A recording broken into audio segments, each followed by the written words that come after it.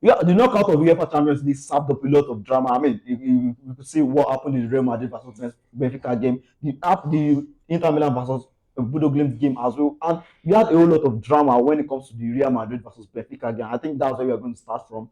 I mean, we saw Vinícius score a very beautiful Yeah. goal, and it felt like that was the end. And then he went to dance at the corner flag, and the ref gave him a yellow card for that. Yes, And yes. that's after that we saw he and Placiani actually have an issue with each other, and then it felt like that was the end.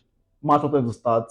We saw Vinny run towards the refs and say, "Oh, he said something to me," and honestly, we also Bastiani actually covered his mouth with his jersey, and then after the ref actually brought in the UEFA's anti-racism protocol by actually crossing his hand, and that was when 10 minutes delay in the match. Later on, Vini actually said, "Okay, he was going to continue the match," and the match continued. And now let me ask you, Sunday, so now anyone, now I mean, let's start from the yellow card. Let's start from the yellow card issue. I mean, is there a good enough reason for you to actually give a player yellow card for saying over celebrating? Like, Yes, yes. It's in the football constitution that if you do some provocative jubilations, you can be booked. I mean, what dancing at the corner flag Yes. serves as There are some rules that it depends on your interpretation as the judge at that particular time. And on the field, the ref is the judge. So the ref judged that particular celebration as provocative, and that was his judgment. So that, to me, that judgment wasn't bad. No, another ref might come and say it's a normal for you to dance because prior to that match, is that the normal Vinicius Junior's jubilation? but then he scores and he dances anytime. He that If Ronaldo scored now, we all know Ronaldo will do your seal. Now, and Ronaldo start dancing at the corner flag, using the corner flag to dance. That's provocative. And if you look at that side of the pitch, that was where the Benfica, those Benfica was at home. yeah, Benfica. That's. I didn't think that's Real Madrid stand. It's another thing. But those are the Benfica fans flag. Dancing there is provocative. Now, after that, we saw, okay, the ref calmed things down, gave him his yellow card, and felt like the match was going to start. And then all of a sudden, we saw the UEFA anti-racism protocol kicking, and then after replays, we saw it was between he and Gianluca Pastiani, and he said Pastiani allegedly, let me use that word, allegedly racially abused him. Now, I mean, what do you think? Do you feel Pastiani is actually guilty of racism in this context right here?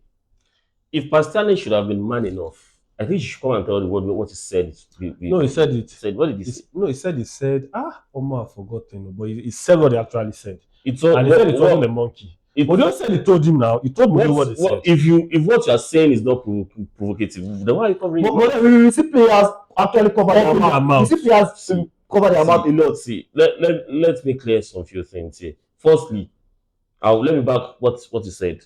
Vinicius Junior's celebration was provocative. The way he was celebrating, if you look at that video, look at the part of the body he was showing to the fans, it was provocative. And he was doing the celebration in front of thousands of Benfica fans. So he deserved the yellow card. Secondly, coming to the case of Vinicius Junior, I feel racism it can be curbed, but it can't be eradicated. Let that die at the back of our minds. It can be curbed, but it can't eradicate it completely. Because the kind of the way these whites reason, it will be hard for you to say it will be eradicated completely. It's not going to happen. So these players have to start building some kind of thick skin. These kind of situations.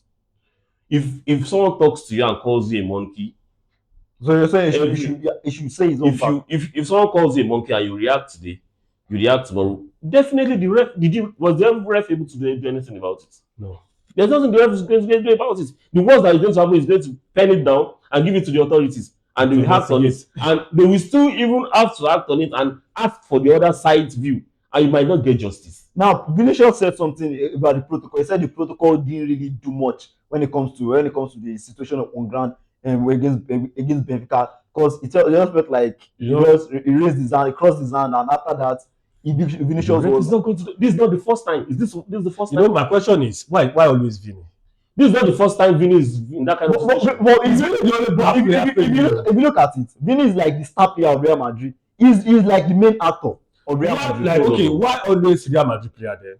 But why always Vini himself? But Vini is not the only black player playing in Real Madrid. It's not. Vini is not the only black player playing in Europe. You know, Mourinho said something. He said the legend of the Benfica is Eusebio is a black player. But then you can't really base that on. No. It's a personal issue. It's not as if it's not as if I'm supporting racism. Yeah, I definitely understand. But no, fourthly, Bastiani was smart.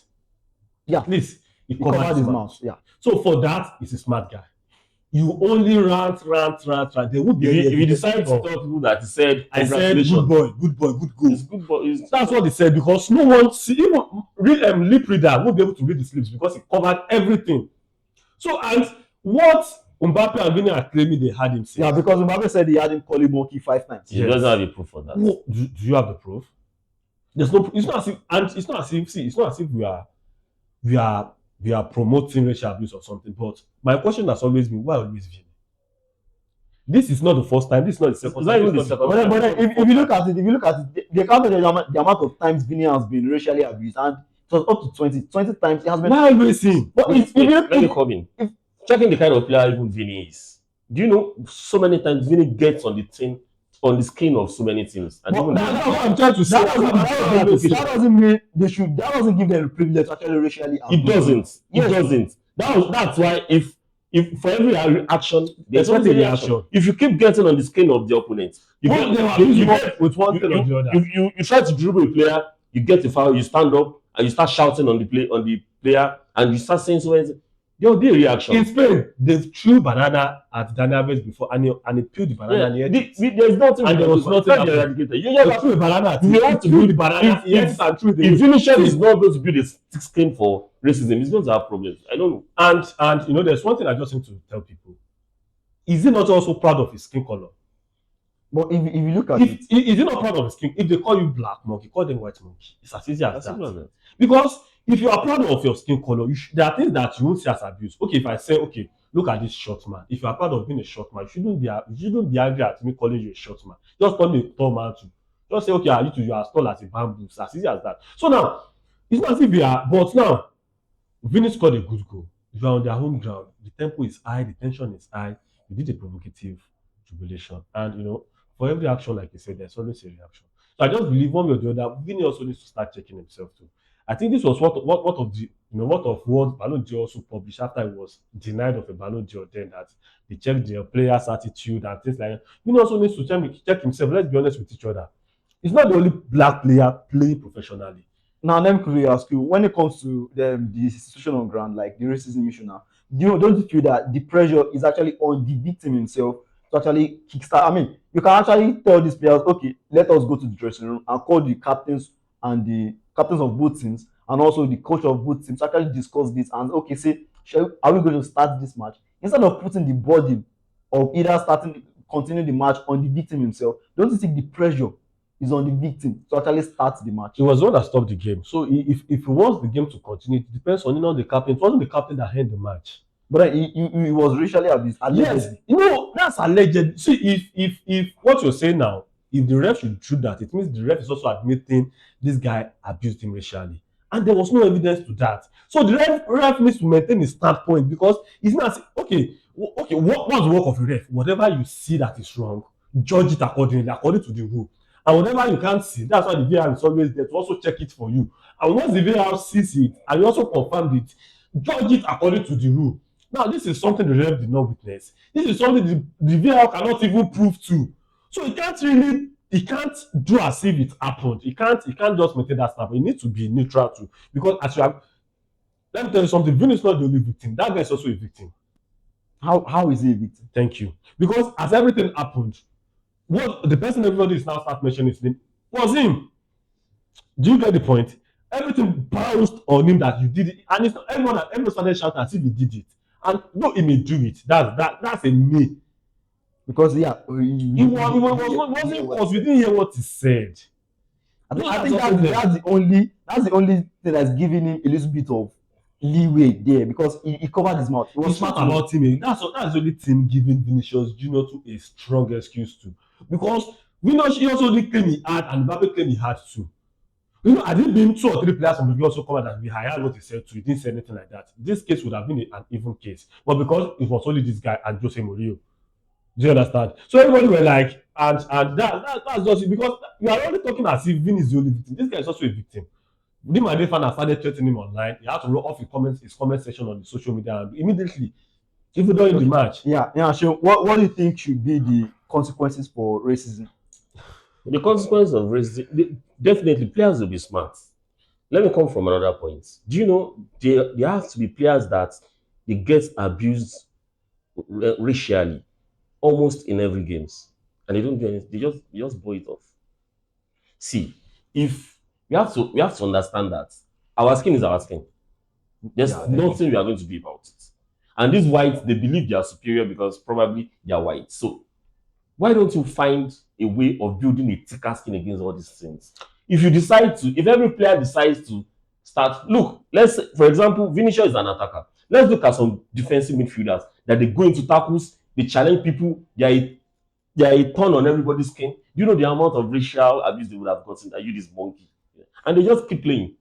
So you have to build a thicker skin. And for everybody that happens that it was proved that he racially abused someone, yes, it should be a stern punishment for them. But in most situations, it's possible there won't be any proof. And all these things, I still believe they are mental issues. And it's our interpretation that matters. Building a thick skin, like you said, is what you believe. I'm a black guy. I'm not even black safe. Because if you know what black means, if you know what color black is, you are not black. We're not even black. So now all of these things, I think they are just, to me personally, probably because I'm still here, you shouldn't, there are ways to build a thicker skin around there, and that's working on their mentality, having a bigger mental. Okay, people that are homosexuals are playing football and they are proud to say that I'm homosexual, I'm gay, and I'm lesbian. Despite the fact that we know it's obvious that okay, we were created to have males and females and to pre-share normal. So, but now people are coming out that okay, I'm gay. People are coming out that say I'm lesbian, and they are proud of it. And even if you call them gay on the pitch, they'll still feel like, well, yes. So now, I don't know, and why is that one very easy to handle and just a matter of skin color? I mean, it depends a lot on interpretations actually. Well, let us know what you feel in the comment section. Do you also feel Vinicius Junior was racially abused, or you just feel it's a matter of misinterpretation from Vinicius Junior? And let us know in the comment section. Don't forget to like, subscribe, and comment. Every black player